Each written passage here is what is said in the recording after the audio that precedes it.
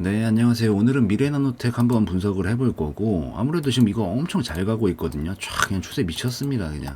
이런 것들 한번 잘 잡아놨으면 참 대박이기는 한데, 아마 제가 봤을 때 저 코로나 때 급락 때 잡고 아직까지 들고 계신 분은 제 영상 보시는 분 중에는 한 분도 없지 않을까 생각합니다. 뭐 대부분 아마 제가 봤을 때 이쯤 잘 잡으신 분들은 이쯤일 거고, 좀 그냥 최근에 들어가신 분들도 최근에 거래량이 많이 터져서 아마 지금 잡고서 오늘 상한 까먹고 좋아하고 계시는 분들도 많을 거예요. 그래서 이런 분들 굉장히 축하드리고, 오늘 이게 지금 신고가를 돌파한 거기 때문에 사실 어디까지 올라갈지 예상하기가 좀 이제 어려워지는 영역이거든요. 그래서 제가 봤을 때는 이런 것들 신고가에 넘어가게 됐을 때 목표치를 좀 잡는 방식들이 있어요. 물론 100%딱 맞게 맞추는 건 아니지만 대략 그 정도 근사치 정도까지는 가더라, 뭐 이런 얘기들부터 해가지고 지금 추세를 뽑고 있기 때문에 뭐 어디가 밀리게 되면은 흐름이 좀 꺾이거나 좀 바뀌게 될 수 있는지 그런 것들만 좀 간략히 브리핑을 한번 드려보도록 하겠습니다.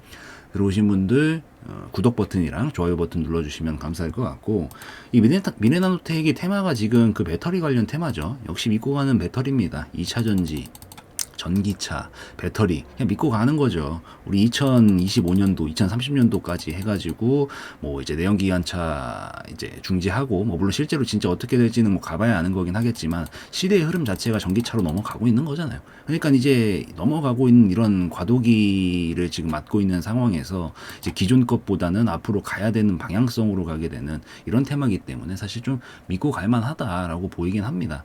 그래서 이 미래나노텍 같은 경우에도 지금 배터리 관련주로 엮여 있는 종목인데, 최근에 올라갔던 게 이제 M&A 관련된 소식들 때문이죠. 뭐 한국메탈 실리콘을 인수를 좀 추진을 한다라는 소식들, 그러면서 이제 2차전지 음극재 소재가 확대될 것이라는 이런 소식들을 접하게 되면서 추세가 미친 듯이 나오고 있는 그런 상황이다. 더군다나 요즘 리튬, 배터리 안에 들어간 내용물이 리튬이죠. 리튬 가격도 엄청나게 또 급등이 나와주고 하니까 지금 동반적으로 그냥 호재를 계속 좋은 긍정적인 뉴스거리가 나오면서 이런 파동을 만든 상황이다 정도로 우선은 뭐 이미 익히들 알고 계시겠지만 정리를 하시면 됩니다. 그리고 뭐 미래나노텍의 재무도 좋아요. 보니까 최근에 미쳤습니다. 그냥 증가하는 폭 보세요. 이런 것들 막 펀더가 바탕으로 해가지고 쫙쫙 그냥 치고 쫙쫙 끌어올리는 그림들 정말 멋집니다. 지금 이런 식으로 가고 있는 건데 재무 볼 것도 없어요. 유보율 1500%, 야 부채비율 70% 대박입니다. 볼 것도 없습니다. 재무 너무 깔끔합니다. 그래서 이런 것들은 재무도 바탕이 되기 때문에 오히려 더 좋은 파동을 만들 수 있는 것들이다. 물론 간간히 재무가 엉망진창인데도 급등이 나오기는 하는데, 그런 종목들은 그 급등 끝에서 이제 폭탄 받으면은 거의 상패로 가는 경우들이 많거든요. 근데 이런 종목들, 이렇게 좋은 종목들은 장기적으로 우상향할 수 있는 그림을 갖출 수 있는 종목들입니다. 그래서 급등이 나오더라도 사실 그러니까 진입하는 영역에서의 매매는 좀 다른 얘기기는 하지만, 이게 적어도 보통 막 2000%, 1000% 이렇게 급등이 나왔던 종목들의 보통 재무가 안 좋은 종목들의 끝은 보통 상패인 경우가 많은데, 이렇게 미래나노텍처럼 미래가 있는 종목이에요. 진짜 말 그대로. 이름도 기가 막히게 지었네. 미래가 있잖아요. 딱 봐도. 그래서 이렇게 미래가 있는 종목들은 계속 이제 우상향 곡선 틀면서 갈 수 있는 가능성이 높기 때문에 이런 부분들 입각해서 봤었을 때도 장기적으로도 전망이 좋다라고 보입니다. 그래서 이제 실질적으로 오늘 할 얘기는 어떤 식으로 목표치를 잡으면 좋을까. 우선은 목표가를 잡을 때 뭐 엄청나게 많은 방식들이 있지만, 제가 스윙을 칠 때 즐겨 애용하는 방식이기도 하고, 이게 관점에 따라서 이 방법 가지고 두 가지로 나눠가지고 목표가를 잡을 수가 있거든요. 그래서 그거를 좀 설명을 드릴게요. 이게 주가가 보통 뭐 한 방에 점상 랠리로 보내는 경우들도 뭐 물론 있지만, 보통 이렇게 파동을 그리면서 보내는 경우가 더 많단 말이에요. 근데 이 파동이 보통 저점들이 이렇게 높아지고 고점들이 높아지면 우리가 이걸 상승 파동이라고 부르는 거고, 만약에 반대로 이제 저점 고점이 계속 낮아져요. 이런 것들을 하락 파동이라고 부르죠. 근데 얘는 지금 상승 파동이 진행 중인 상황에서 그럼 딱 저점을 만들고 직전 고점을 돌파하게 되면은 보통 이 최근에 만들어 놨었던 파동만큼 넘어간다, 이 정도 크기만큼 넘어간다라는 방식의 착안을 해가지고 목표치를 좀 잡아가는 방식입니다. 뭐 비슷한 예시로 든다라고 하면은 뭐 미래나노텍 같은 경우에는 최근에 여기서 올라오고 나서 횡보를 이렇게 쳤죠. 치고 나서 그 다음에 이 고점을 돌파를 하잖아요. 이 고점을 돌파하게 되면 이 파동만큼 넘어간다라고 보는 겁니다. 그래서 이 정도까지 우선 넘어온 거고, 그리고 나서 또 다시 여기서 파동을 만들었죠. 이 파동을 만들었는데 또 다시 한번 이 정도 파동만큼은 넘어간다라고 계산을 하면서 보는 겁니다. 최근에 만들어놨던 건 기간이 짧기 때문에 단기 파동이고, 이런 단기 파동이 넘어가게 됐을 때는 지금 당장 예상을 했을 때는 대략적으로 한 30% 40% 정도 되거든요. 최근에 만들어놨었던 고점이 18,400원 정도 되기 때문에 30-40% 정도 넘어가면은 한 뭐 23,000원? 뭐 4,000원 정도 내지까지 정도도 우선은 오늘 상한가기 때문에 아마 내일 갭상승으로 뜰 거예요. 시간에만 풀리지 않는다라고 하면은 갭상승 뜨고 한번 쭉 밀고 나서 거기서 고점을 한번 형성하고 이번 파동은 조금 이번 단기 파동은 마무리 지을 가능성도 있다라고 저는 생각을 좀 하고 있습니다. 뭐 또 비슷한 예시 같은 것들로 살펴보면은 뭐 아비코 전자 이런 것도 한번 볼까요? 네, 아비코 전자 같은 것들도 최근에 만들어놨었던 파동이 이만큼의 파동을 만들잖아요. 이게 옆으로 그냥 계속 횡보하면서 이 파동을 만들다가 돌파각이 만들어지면 보통 이만큼 많이 넘어갑니다. 보통 넘어갈 때. 그래서 그 다음 목표치를 이런 식으로 잡는 방식들이 있어요. 이렇게 보셔도 되고, 뭐 아까 전에 또 뭐 봤던 게 있었는데, 현대에버다이 맞나? 네, 이런 것들도 뭐 마찬가지죠. 계속 넘어가는 그림들이 이렇게 횡보하는 구간들을 잘 보셔야 돼요. 이 횡보 구간, 여기서 왔다리 갔다리 하면서 이 횡보 구간에서 힘을 모아가는 과정이거든요. 모으고 나서 넘어가면은 그 정도 파동만큼 보통 넘어갑니다. 이 정도. 그래서 이런 방식의 차관에서 보는 방식으로 봤을 때 미래나노텍은 지금 이번 단기 파동이 넘어가게 되면은 아마 내일 갭상승으로 떠서 시작할 것 같기는 하지만 거기서 쭉 한번 쳐주면서 한 23,000원 내지 4,000원 뭐 100% 정확하진 않아요. 보통 이 정도 넘어가겠거니 하고 보는 거니까. 그래서 그 정도 라인까지는 우선 단기 목표가로 충분히 볼 수 있지 않을까 생각이 됩니다. 그래서 단기적으로 보는 방식은 이런 식으로 목표가를 잡아서 보시면 되고, 가끔 이렇게 신고가가 봐봐요. 여기서 지금 신고가잖아요. 여기서 이렇게 가는 신고가잖아요.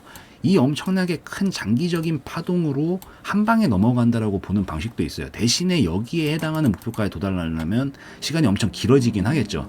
내가 미래나노텍을 엄청 좋은 시기에 잡아가지고 막 위에서 흔들고 난리를 쳐도 수익이 충분하다라면 한 번씩은 시도는 해볼 수 있는 방식이긴 한데 아마 대부분이 진입가가 좋지 못할 거기 때문에, 그러니까 안 좋다라기보다는 좀 고가권일 거기 때문에 리스크가 좀 클 수 있어서 제가 개인적으로 권장하고 싶은 방식은 아니긴 합니다만, 간혹 이렇게 신고가를 돌파했을 때 이전에 이렇게 횡보 구간을 만들어 놨었던 이력들이 있잖아요. 그럼 장기 파동이 넘어갈 때는 예시가 SK케미칼 뭐 이런 것들, 옛날에 이 정도 파동이 넘어갔던 것들이 간간히 있어요. 이게 여기서 이 밑에 구간에 있다가 저기가 신고가였죠. 이 당시에는 이 신고가의 영역이 파동이 넘어가게 되면서 이 파동이 그대로 타고 가는 경우들도 간혹 발생하거든요. 그래서 내가 혹시 장기적인 그림을 좀 보는 타입이다라고 하시면은 이 정도까지 넘어갈 가능성도 있으니까 뭐 체크는 한번 해보시는 게 좋을 것 같아요.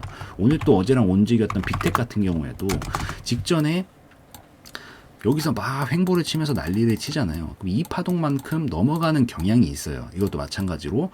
그래서 좀 더 크게 보느냐 작게 보느냐 차이기는 한데, 보통 여기서 만들어놨었던 큰 파동도 넘어가는 경우들이 간간히 발생을 하기 때문에, 만약에 미래나노텍이 내가 좀 더 큰 그림으로 보겠다, 이 장기적인 관점에서 보겠다라고 하면은 요 안에서 움직이던 이 파동이 이렇게 넘어가게 되면서 한 방에 더 크게 칠 가능성도 있지 않을까라고 생각을 합니다. 대신에 아무래도 장기적으로 큰 파동이기 때문에 이 흐름 자체가 굉장히 길게 넘어갈 수 있다. 그래서 대부분 진입가가 좋지 못하면 단기 파동 정도에서 수익은 충분하다라고 느끼기 때문에 그 정도에서 좀 대처를 해나가는 방향이 좋지 않을까라고 저는 생각을 합니다. 그렇기 때문에 목표치는 요 정도로 참고하셔서 단기적으로는 한 23,000원 내지 4,000원 정도, 이 정도 파동이 넘어갈 수도 있다라고 보면은 그런 관점이고, 큰 파동이 그대로 넘어간다라고 하면은 이 정도 파동이 엄청 장기적인 레이스에 걸쳐가지고 이 재무적인 것들도 바탕이 되면서 꾸준히 우상향 그림을 그리면서 넘어갔을 때는 훨씬 큰 파동이 만들어질 가능성도 있다 정도로 보시면 좋을 것 같아요. 그래서 목표치는 이 정도로 보시면 되고, 이제 뭐 어디가 뚫리면 위험하냐, 항상 말씀드리지만 저점만 안 뚫리면 됩니다. 물론 간혹 꼬리로 길게 터는 경우들이 발생을 하기는 하지만, 이런 경우를 말고 종가상 확실히 밀어버리는 경우를 얘기를 하는 건데, 뭐 이런 식으로 타고 지금 계속 가고 있죠. 최근에 만들어놨던 이런 급등 랠리를 뽑고 나서 지금 여기서 횡보를 치면서 아주 소폭 이런 식으로 저점을 높여가고 있잖아요. 지금 최근에 만들어진 저점이 여기거든요. 이 구간이 뚫리게 되면 그때부터는 이렇게 급등이 나왔던 것들은 꺾이게 될 가능성이 굉장히 높습니다. 그래서 아마 이 밑으로 보시는 건 좀 위험하지 않을까라고 저는 생각을 합니다. 최근에 제가 베트남 개발 1을 영상을 올리면서 똑같이 설명을 드렸던 부분인데, 얘는 뚫렸죠. 여기 뚫렸잖아요. 여기서 이제 제가 영상을 찍었었는데 여기 뚫리면 이번 파동은 좀 나가리가 될 확률이 높다라고 말씀을 드렸던 건데, 이게 보통 저점을 이런 식으로 원래 안 깨고 보내야 됩니다. 이게 한 방에 칼을 뽑았으면은 뭐 오케이, 필룩스 같은 것들도 과거에 필룩스가 좋은 예시가 굉장히 많아요. 여기서도 왔다리 갔다리 왔다리 갔다리 왔다리 갔다리 하다가 밀리잖아요. 이런 데가 밀리면은 그때부터는 꺾일 가능성이 굉장히 높아져요. 올라갈 때는 오히려 절대 깨트리면 안 됩니다. 이런 게 올라가는 그 와중에는 깨트리면 확률적으로 탄력이 죽어버리기 때문에 가능성이 점점 더 갈 수 있는 가능성이 꺾이고, 뭐 만약에 꺾인다라고 하면은 밑에까지 떨어뜨렸다 다시 자리를 맞고 새 그림을 만들어 나가야 되기 때문에 시간도 굉장히 길어질 수가 있어요. 그래서 미래나노텍은 제가 봤을 때는 좀 러프하게 잡아줘도 여기는 이젠 다시는 뚫리면 되지 않는, 이번 파동이 있어서는 그런 구간으로 좀 참고를 하셔가지고 보시면은 미래나노텍은 도움이 좀 될 수 있지 않을까라고 생각을 합니다. 그래서 오늘 최근에 미래나노텍이 완전히 미친 듯이 계속 랠리를 보내주고 있어서 관심도도 굉장히 높을 것 같고 거래량도 많이 몰리고 있기 때문에 제 나름대로 목표가를 잡는 방식이나 그리고 좀 이탈하게 됐을 때 리스크가 커질 수 있는 자리들을 좀 분석을 해봤는데, 이렇게 좀 참고를 하셔서 우선 보시면은 좋을 것 같습니다.